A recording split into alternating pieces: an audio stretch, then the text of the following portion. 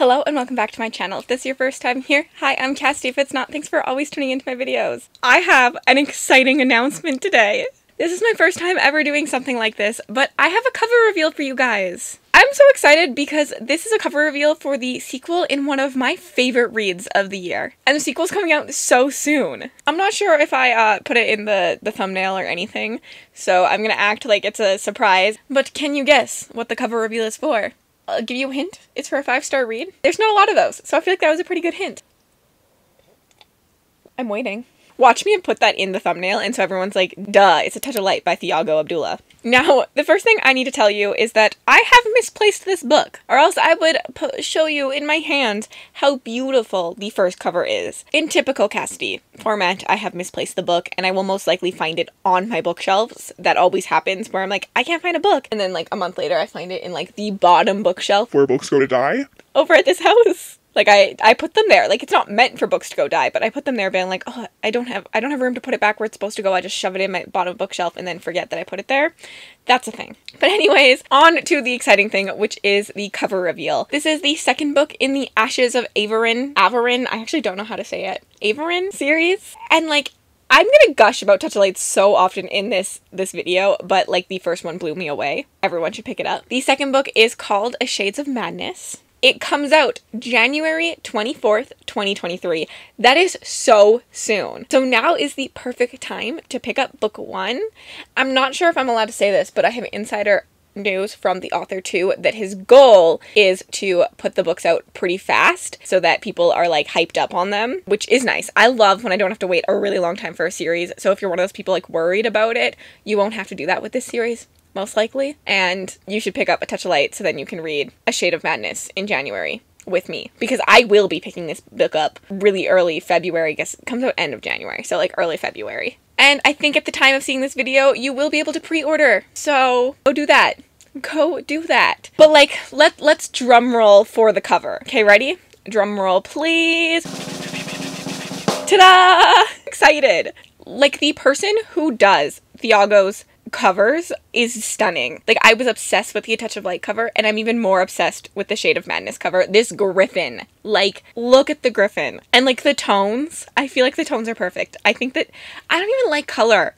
Like, as someone who is like, I love white and black books, his books have been red, they've been blue, and I'm sitting here like, I adore them. They're just done so well. It's one of those things that really makes you realize that like, despite having things that I definitely gravitate towards and gravitate from, if it's done well, it can work for you. And this is like, it's done so well. This is one of my favorite covers. Like, his series I think is just going to be beautiful. This book does pick up right after A Touch of Light ends, for people who don't like time jumps. Right after.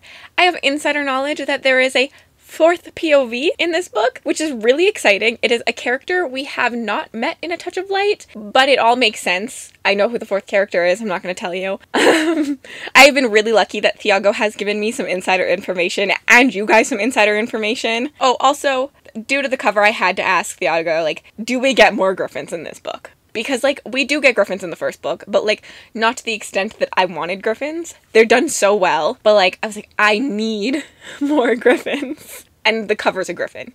Thiago said yes. Lots of griffins. Lots of griffin battling. Like, I'm here for the griffins. I'm just here for it. But before I tell you the synopsis of book 2, because obviously synopsises can be a little bit spoilery, so I'm going to save that till the very end, and people who don't want to hear about book 2 synopsis will be able to skip out of this. I will tell you the synopsis for book 1 in the best way I know possible. I have a whole reading vlog where I read this. Synopsis. We are following 3 main characters in the world of Averin, where there is a plague that has come. This plague essentially turns people into zombies, but they're done better than your typical zombie. Like, if you're not into a zombie book, don't worry. They're done really, really, really well. And we're following our characters kind of try to figure out how to stop the plague, what the plague is, what's going on. We follow our first character, Adrian. Adrian is the second son to the current king, but his brother dies. First chapter, brother dies. His brother was like the glory kid, the kid that your father, your parents love, and that, so you spend your entire life as a lower kid trying to be that person. So when his brother dies, he becomes the first in line to inherit the throne. He has to kind of walk in his brother's footsteps and prove himself. Like, his whole journey is about proving himself to his father. But also, the plague feels very personal to him, so he's trying to figure out what in the heck it is and how to stop it, build an army, stop all these, the army of, like, the undead, and that's our first character. Already, are you sold? Because I was. Our second character is Lynn. Lynn has the magic of this world. Lynn is like a tired religious soldier, I want to say. I think she's more of a soldier that can use the magic system, and there's voices in her head that are talking to her.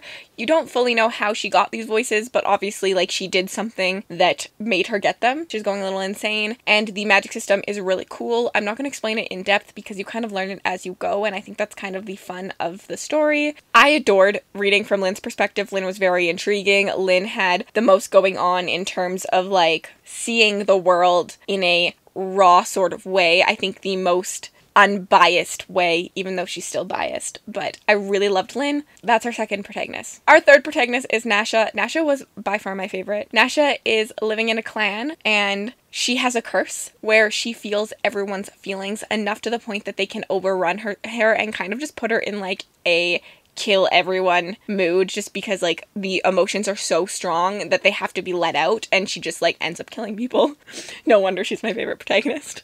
Nasha has these clan dynamics that are really cool, and seeing Nasha's journey and she's the youngest character, I think. You really see her grow a little bit within this book. I really, really liked what Nasha went through, and seeing everything connect was a lot of fun. And I think we're gonna see it even more connect in the next book. Like, it didn't even, like, you just saw, like, the little stones just, like, all coming together in this book, and it was so fun. It is classified as epic dark fantasy. If you like any of those, if you like my reading taste, please read it. Please, please read this book. I need more people to read this book. And at the time of filming this, it is currently a semi-finalist in SPIFBO 8, which is a self-published fantasy blog-off. It competed against 300 books to make it to the semi-finals, and it hopefully, fingers crossed, will make it to the finals. But on to book 2. If you don't want to know anything about book 2, because obviously spoilers, please stop watching here, and let me know down below if you are excited to pick this book up. Also, you could leave me an emoji. A bird emoji? I was gonna say a griffin emoji, but, like, I don't think there is one. Maybe there's a griffin, like, statue. Other than that, you can continue if you have read book 1 and you want to know about book 2, or if you're just like me, I probably would continue just because I'm nosy. I'm reading this from the author, so it will be either the Goodreads blurb or the back of the book blurb, because obviously I haven't read it, so I can't really fully tell you the blurb otherwise, but here we go. Avrin tumbles into madness through shattered ruin of a centuries-old piece. As Griffin riders clash against airships above and hordes of madmen below, Lynn finds herself surrounded by enemies, ones that will test the limits to her faith. To defeat them, she must risk everything, including her sanity. Adrian has lost the Legion, but new magics on foreign shores might be the answer he needs to rebuild his army. His return to the domain will bring vengeance in the hope that he will finally prove himself to his father. Nash's curse has taken on a new terrifying shape. She dreads it could be just what the dead goddess needs to escape from her prison within the Silent Earth. Will she be strong enough to resist, or will Nash's curse give rise to the monster she fears to become? Madness is spreading, and it cares not for the borders of men. Hello! That sounds so good! This is the first time I had read it!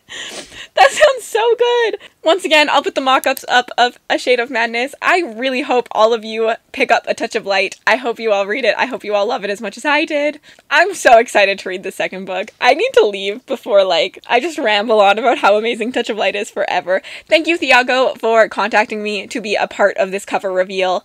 Yeah. That's all I have to say, like, thank you. Thank you for writing the story. And obviously, if you made it this far into the video, I'm gonna make you leave me a different emoji. What should you leave me? Leave me an airplane emoji, and because if you've read this book, you'll understand. And if you don't understand, you need to read this book. And then if you'd like to connect with me on other platforms, my Bookstagram, my Book Twitter, my Goodreads, and my Patreon, all linked in the description bar below. Have yourselves an absolutely remarkable reading day.